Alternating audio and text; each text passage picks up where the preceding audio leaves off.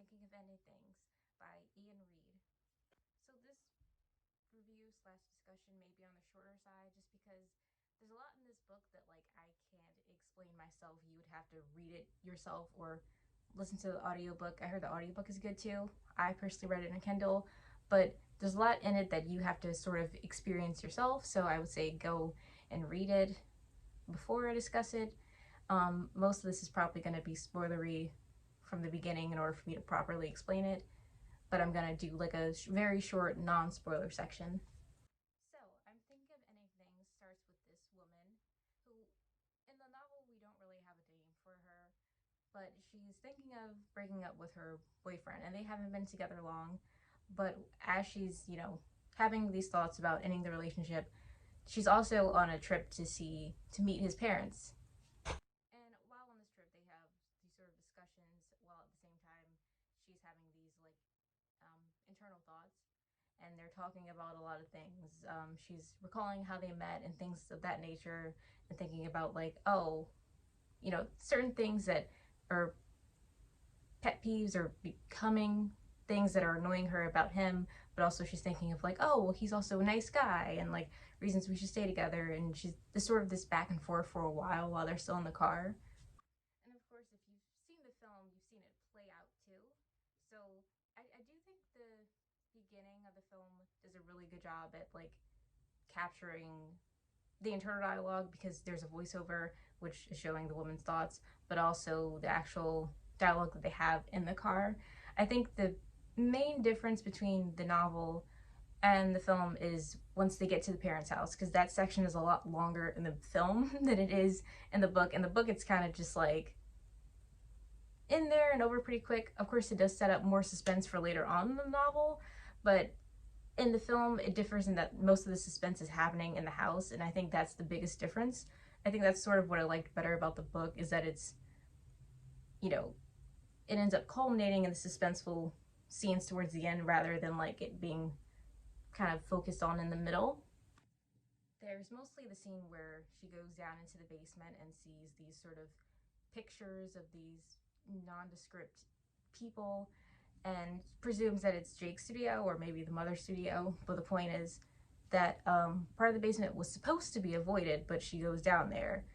And this is where I'm gonna get into spoilery territory, because after this point, it's so this part is informed by you knowing the end, sort of. So I feel like this is the sort of novel that you should read more than once, because everything's a little clearer once you know, okay, this is what's actually happening.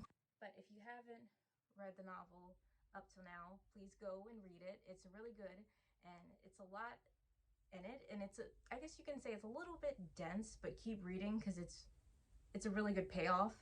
And like I said, you might want to read it more than once, because a lot of things that happen in the beginning and middle of the novel inform what happens later, or it makes it make sense later on. So please go and do that.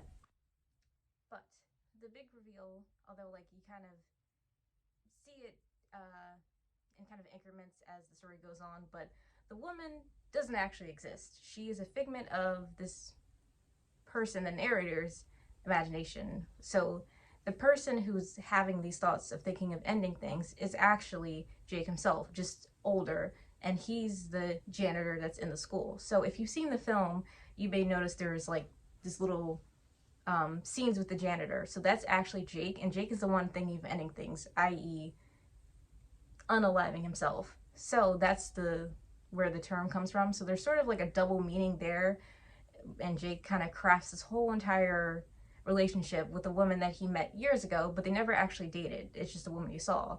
And this is where he starts to, have his final thoughts. So back to the perspective of the woman.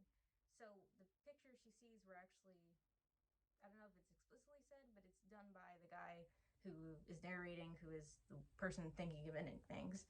And then after meeting with the parents, they go on a road. They briefly stop for Dairy Queen, which actually in the movie, it's not Dairy Queen, it's just some random ice cream shop. So I think that's the difference there. Also, I think in the film, it's they're dressed up as if they're from the 1950s, whereas in the novel, it seems like there's a more modern attire that they're wearing at the Dairy Queen they're at. But after they go there, they go to the school, and you know, Jake has this idea of like, oh, we'll stop at the school, and that's where they go in. The woman gets like trapped, and then this is kind of where like the suspense part comes in, where she's walking around, she's afraid of this guy, the janitor, because she thinks he's gonna harm her, and she's going around, she's having a lot of these thoughts, and this is kind of where the words get a little jumbled. There's a whole like 2 pages with like the same phrase written over and over again. It's almost like a Lemony Snicket moment where it's like it repeats like for like 2 pages, which I kind of like when it does that because it kind of shows like the narrator's inner, you know, turmoil, but also like showing how things are just like jumbled up in their head.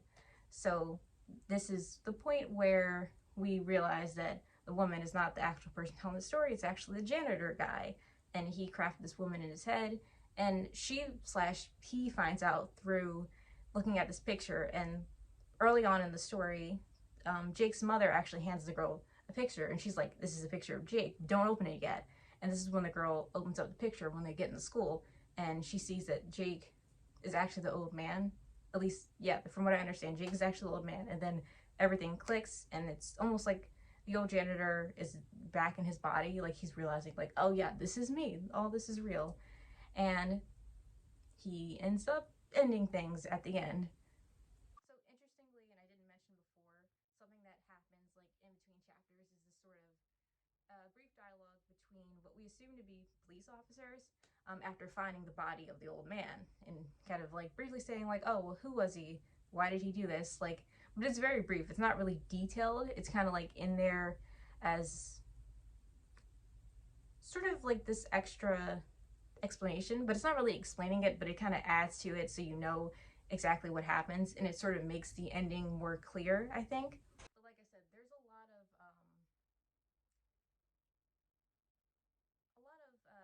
internal thoughts, a lot of monologues, and a lot of things that like I can't really explain here, especially as far as the dialogue. I do think the film does a good job at showing the dialogue between the woman and Jake. I think that was like really well done in the film, that it's almost exactly like how it was in the novel too. So I do appreciate that. I think the main difference really is the school scene. Once they get to the school, towards like the last half of the film, I actually prefer that in the novel because it makes more sense. It is actually clearer in the novel than it is in the film. The film kind of took a very uh, abstract approach to it that I was really confused about. But I think if you've read this novel, you know, like, okay, this is what happens at the end, and there's less explanation that you need. Like, you don't have to go on Google and type, hey, what happened at the end of My Thinking Things, you know, if you read the novel. But if you just seen the film, you may be a little confused. So I think that's a big difference. That's why I highly recommend the book, because the book is a lot more clearer on that. And my final thoughts, I guess I would say I really enjoyed this book.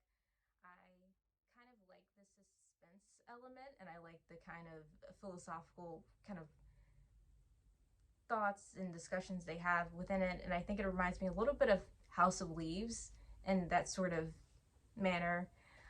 Of course, the book is pretty short, so it's not really a long read. I haven't listened to the audiobook, but I've heard people say the audiobook is really, really good. So if you're gonna do that, I guess, I can't really recommend it since I didn't do it, but I guess the audiobook is good apparently. But yeah, I really enjoyed this book. Oh, and lastly, I kind of wanted to mention that I've read this book in October partially because I've heard that it was horror, but I think it's more so